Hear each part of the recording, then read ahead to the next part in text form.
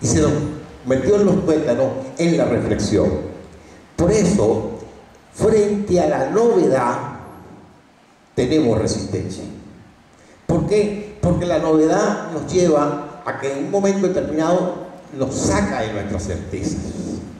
Y hay entonces muchas veces la tentación de incluso tratar de predecir el pasado. Cuando comenzamos a ver que algo no cuadra, no calza con nuestra certeza, rápidamente buscamos la manera de racionalizar la forma de pensarlo y entonces buscamos que él comience a adaptarse a nuestras certezas.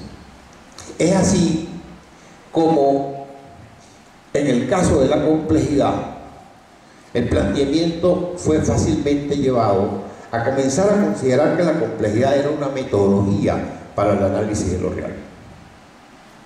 Y verdaderamente, como después de pensarlo bastante, tuve que titular mi libro La complejidad, un modo de pensar. Porque la complejidad no es una metodología. La complejidad es una forma de pensar lo real para abordarlo de tal manera que podamos realmente poder entender la diferencia entre una forma de pensar lo real no en su singularidad, sino en su diferencia. Y entonces aquí me surge la otra opción. Bueno, pero si es que la cosa se repite, ¿sí? ¿Dónde está la novedad? La novedad está en la diferencia, en la repetición. Y eso es caro para nosotros los pedagogos. Y es caro para nosotros los pedagogos porque nosotros nos vemos sometidos a un straight jacket, a una camisa de fuerza que es pasar un programa.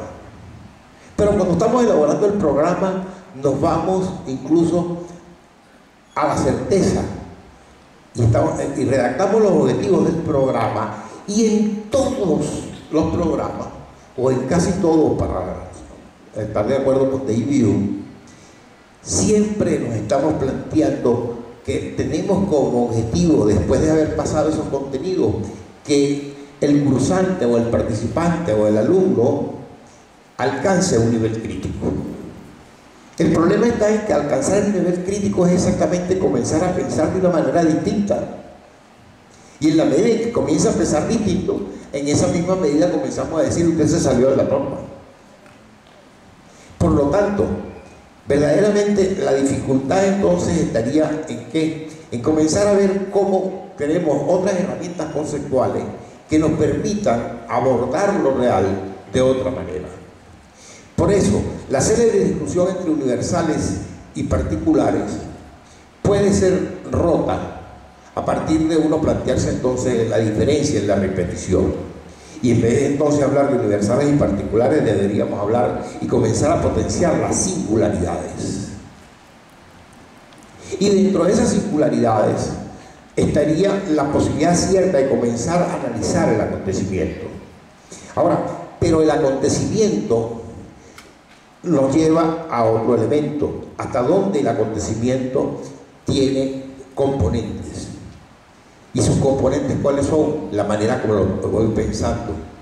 Y está inserto en una condición histórico-social.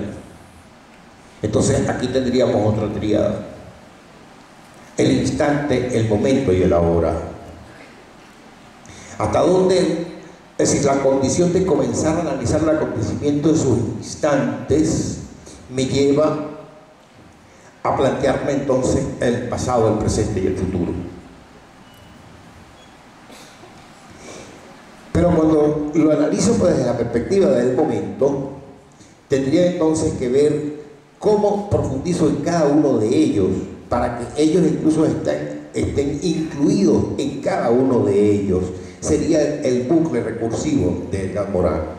Hasta donde en un momento determinado, desde el punto de vista de investigador de la historia, estoy analizando el pasado, pero ojo, no tratando de predecirlo, sino que el pasado me sirva de herramienta para interpretar un presente y que permita la posibilidad de hacer prospectivas. Y ese bucle recursivo me da entonces opciones del momento. Por eso, Foucaultianamente hablando, podríamos plantearnos entonces, ¿qué somos hoy? ¿Qué nos pasa? Y nietzscheanamente tendríamos que decir, ¿cómo conozco cómo se llega a ser lo que se es?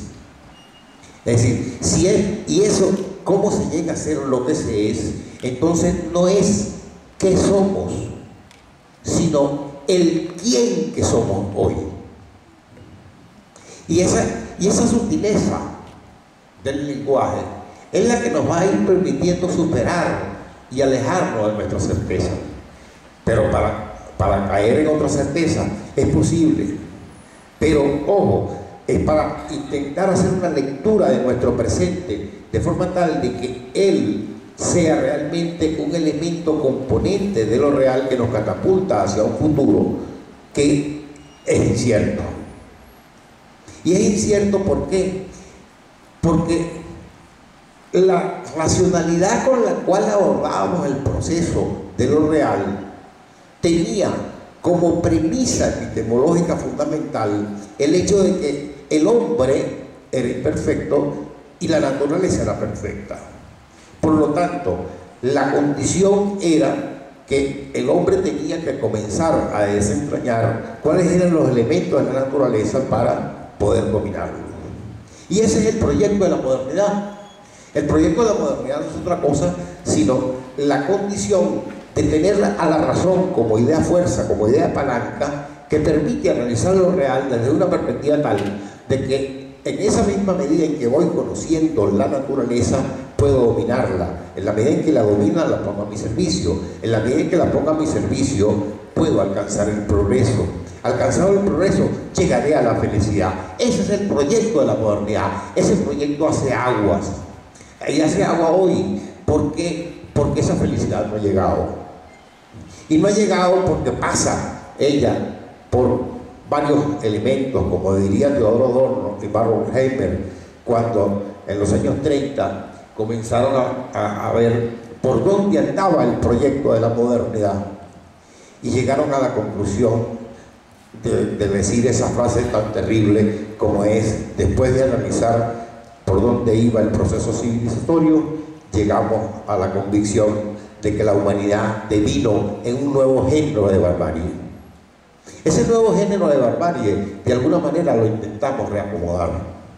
Es decir, pasamos por dos guerras mundiales y dentro de ellas una forma terrible como es Auschwitz, como es Hiroshima, como es Nagasaki. Es decir, un poco ese juego entonces entre ciencia y tecnología que, lejos de ponerse al servicio del progreso del hombre, tomó un camino perverso. Ese camino perverso también incidió en el aparato escolar. Y veamos que el proyecto de la modernidad tenía aparejado un proyecto educativo, puesto que si la razón era el epicentro de la manera como podíamos avanzar y alcanzar el progreso, alguien tenía que ocuparse de cultivar la razón, y eso no era otro sino el maestro, la maestra. ¿Y hacerlo dónde? En un sitio mejor, la escuela. ¿Y para quién? Para los muchachitos. Y pero ¿qué pasó? En un momento comenzamos a desviarnos del proceso. Comenzamos con una teoría pedagógica tan débil que llegamos rápidamente a aplicarnos a nosotros mismos la ley del mínimo esfuerzo. Y entonces la pedagogía comenzó a hacerse una ciencia anexionista. Entonces comenzamos a tener